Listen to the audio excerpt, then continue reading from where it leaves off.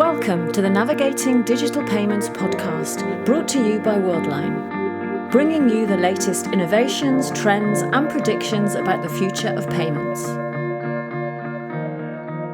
Hello and welcome to this episode of the Navigating Digital Payments podcast. I'm David Daly. I look after the scientific community here at Worldline. And today our question that we're going to be talking about is, do payments need to be greener? I'm delighted to be joined by Anne-Claude Teixeira, who is a product executive for the merchant services part of the Worldline business. Anne-Claude, welcome to the podcast. Hi, David. Thank you very much for welcoming me today. Great to have you with us.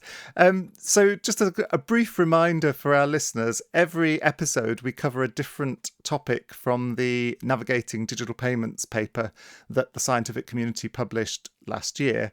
Today, I thought it'd be great to maybe start off with hearing from you why you see sustainability as an important topic. Then maybe we can look a bit more at what the environmental impact is of digital payments. And then I think it would be good to have your views and thoughts on how the payment industry needs to change to become greener in the future. So perhaps we can get started, Anne-Claude. And I think one thing that's interesting is in the scientific community, everyone chooses a topic that they want to work on. And for some people, they choose a topic that's like really close to their day-to-day work in Worldline. And for other people, they choose a topic that's perhaps it's a topic they're passionate about, even if it's not so closely linked to their day-to-day work. And I know for you, this was not so closely linked to your day-to-day work. So I'm interested to hear, what was it that made you want to work on this topic in the scientific community? Sure. So definitely making payments greener is not part of my day-to-day work, but in a way I would say it's part of my day-to-day concern, and that's the reason why I pitched this topic about 1 year ago, because I strongly believe it should be part of my day-to-day work, as well as all other actors and employees in payments and actually everywhere. I suppose that's the thing, isn't it, that at the end of the day, sustainability and particularly environmental sustainability is a concern for everyone on the planet, pretty much. Or if it's not, it at least should be. Yeah, it should be, definitely. So it's clearly an important topic for you personally, and as we've said, important for everyone really. But why do you think businesses need to place some priority on this? Because I believe what individuals can do at their levels is unfortunately not enough. So companies need also to be more active and fight more against those issues in order to ensure that we can keep and save our planet. It's true, isn't it, that there's a limit to what individuals can do by themselves. So it's important, I guess, for governments and businesses to play a big part in it. Do you see that it's changing a little bit also, that people want to work for companies and want to buy from companies who are doing more in this area? I definitely think it's the case. But then consumers and individuals have sometimes difficulties to really understand whether companies are becoming greener or are pretending they are becoming greener, which is a good start, but not enough. But it's also, as we will see, quite difficult for companies and markets to really understand what they need to do in order to make that happen. And that's a really important point, isn't it? Coming on to that question of what do companies need to do, in the chapter that you and your colleagues on the Green Payments track wrote in Navigating Digital Payments, you had a little section about the different impacts that there are from a digital payment. So let's now just hear an extract from that paper and then I'll come back to you and hear some more thoughts about it, Anne-Claude. A 2017 study by the Dutch National Bank into the environmental footprint of debit card payments found that data centres only represent 10% of the overall impact of card payments. The manufacturing of cards also has a rather small impact of around 15%, and this is mainly due to the PVC used to produce them. A huge 75% of the impact is due to the point-of-sale terminal devices, mainly due to their materials and energy consumption. So, Anne-Claude, that was quite interesting to hear. What do you think people might find is surprising about those results? Well, I believe that most people, and including me, actually, I was also quite surprised by these results, have wrong preconceptions because there are not a lot of material or studies right now. Quite some preconceptions, and reading and sharing such results help everyone understanding better, and what is even more important, acting better. What do you think it is that leads to the preconceptions? Because I suppose with cards, it's maybe obvious that people would see that as, you know, the plastic in the card being a big impact because it's something you see. It's a physical thing that you hold and you notice it more, I guess. And you also notice when you get sent a new card, you have to chop up the old one and throw it away, and that's obvious kind of waste. The data centers, I think, it's a bit harder to understand why people might expect that data center aspect to be higher. What are your thoughts on that, Anne-Claude? Well, I would say that data centers, in a way, are seen as big black boxes, and no one really knows what is inside them. So they can see, or at least they understand there is a lot of electricity being used, and I think that that's why they have wrong ideas about how much data centers consume, basically. I hadn't thought of it like that, but I guess it's true that a data center is big, and as one thing, it consumes a lot of power. But of course, what is harder to see is lots of smaller devices, whether that's mobile phones or terminals, lots of smaller devices spread out, but each of them consuming power individually. And I guess that's as you say, why people see the data center as the big thing, even if it turns out as a proportion it's not the main impact. Okay, that's interesting. And I remember in some of the early discussions we had and that you were having on the track in the scientific community, you mentioned this topic to me of carbon neutrality and whether that was really a meaningful goal. Can you share a little bit about that with our listeners? Yeah, definitely.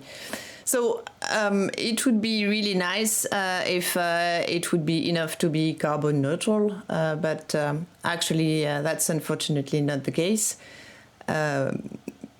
Companies have tried for quite some years now to be carbon neutral, but the neutrality is sometimes due to the fact on one side the carbon is consumed, and on the other side companies find ways to reduce the carbon impact by planting trees, for instance. But it's unfortunately not enough. And what has been wasted, in a way, has been wasted. I suppose that's the thing. I mean, putting it in really simple language so that I understand is, it's like you do something bad and then you do something good to offset the bad thing. It's still probably better to not do the bad thing in the first place, or to do less of it. Yes, that's the main idea. And I'm imagining as well, there's probably some kind of limit to how much carbon you can offset, and there are other issues around sustainability that if we keep going down a fossil fuel route and use up all the Earth's natural resources, eventually it becomes unsustainable just because the materials run out as well. That's definitely the case, yeah. And it's not only about carbon, of course, as you've just mentioned. And Anne-Claude, do you see that there's anything about how companies are organised or set up that either improves or gets in the way of addressing these kind of topics? I do think so. I'm really impressed by all the progress that has been made by CSR teams in various companies and at Worldline for sure as well. But I think that the next step, and actually CSR teams agree with me on this, would be that CSR topics are embedded in the daily life of any employee and not something aside made by a specific team. That would also definitely help. CSR teams are open to that and ready to that. So it's now up to the other teams and leaders of the company to ensure this can happen. It reminds me, because my background is in software development, and often there are topics like security, for example, where there's a security team or a security department, but actually it's the wrong approach, because what you need is security to be embedded in the day-to-day activities of developing, releasing and maintaining software. You know, it's not an activity that happens at the end or is some kind of separate team. It really needs to be integrated. And I guess that's similar then for CSR, isn't it? Ultimately, I guess, let's not tell our CSR team this, but the dream goal would be that you don't need a CSR team, because it's deeply embedded in everything that the company does by default. I think now it would be interesting to hear another extract from the paper explaining the change of approach that's really needed in the payment industry. So let's hear that now, and then I'd like your thoughts on the future as well, Anne-Claude. Today, most companies in the payment industry focus on their own environmental impact, with little or no view on the complete ecosystem. To limit its impact on the environmental crisis, the payment industry must focus on a systemic approach. This means that the lifecycle impact assessment and the design of the end-to-end payment needs to take into account the full environmental lifecycle. So, Anne-Claude, you could hear there from that extract that what we see as really important is collaboration between all stakeholders in the industry to address this challenge. Do you see signs of this collaboration already happening? Unfortunately, not enough. I think it's becoming clearer and clearer that this collaboration is highly requested. I'm rather confident that it can be the case. We've seen in the past that collaboration between all payment actors is possible. So I think that's a good point. And now we need to start it in this field as well. And what do you think are some of the barriers to this type of collaboration that's needed?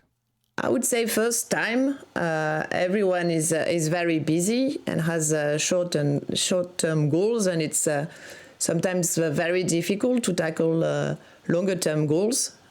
Also because it's kind of far in the future, so people and companies and actors, they are all human beings, so it's always easier to tackle what will come tomorrow.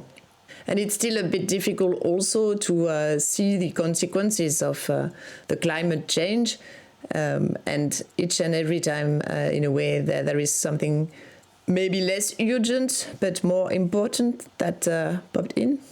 It's two really interesting points you raised there. So the first one is about urgency. And I think it's, as you say, it's human nature to prioritise what needs doing in the next hour or the next day over what needs doing in the next year. But of course, the problem is if you completely ignore important topics that are longer term, then eventually it's too late to do anything about it. Exactly. One day it'll be too late. Yeah. And then it's not just urgent, it's also a disaster. So I think that's a really interesting point. But also you mentioned kind of awareness, and I'm interested. So in the UK, there was this David Attenborough documentary talking about plastic and the impact on wildlife in the oceans. And this, to my mind, seemed to have a really big impact on people's behaviours. I don't know if that was seen elsewhere in other countries as well. But I think definitely if people can understand an impact, and if it seems like a real immediate and current impact, then behaviours, I think, start to change. Is that... I mean, what are your thoughts on that, Anne-Claude? Yeah, that's definitely the case. And that is what is very difficult here, because the day we can really see the impacts, it'll be kind of too late.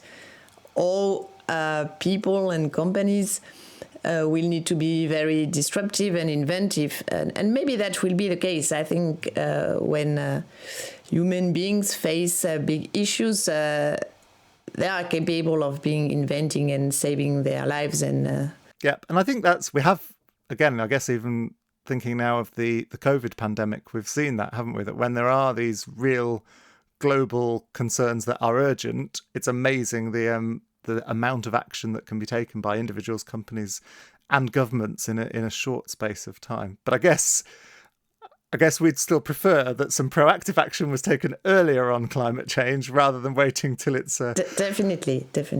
Yeah. But there are many initiatives being launched. So there are more and more people becoming shareholders of this company, Time for the Planet, with a lot of great initiatives. So this is very encouraging, definitely.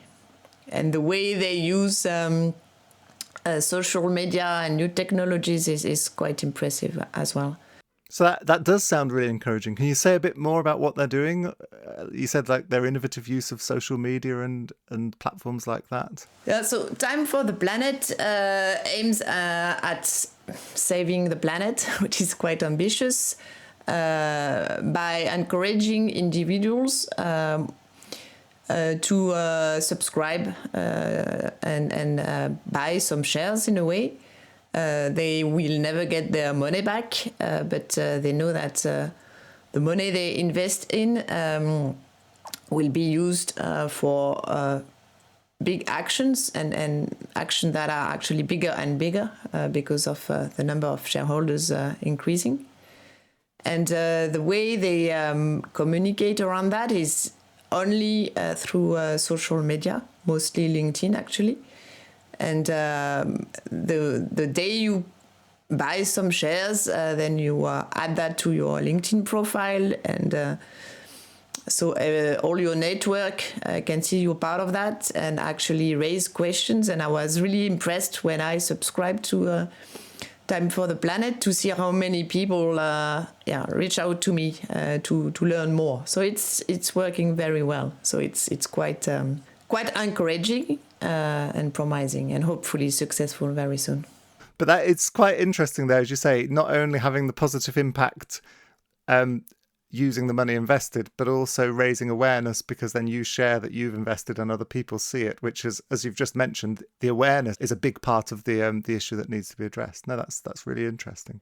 Anne-Claude, it's been really fascinating to have this short conversation with you about this topic, which you're clearly very passionate about.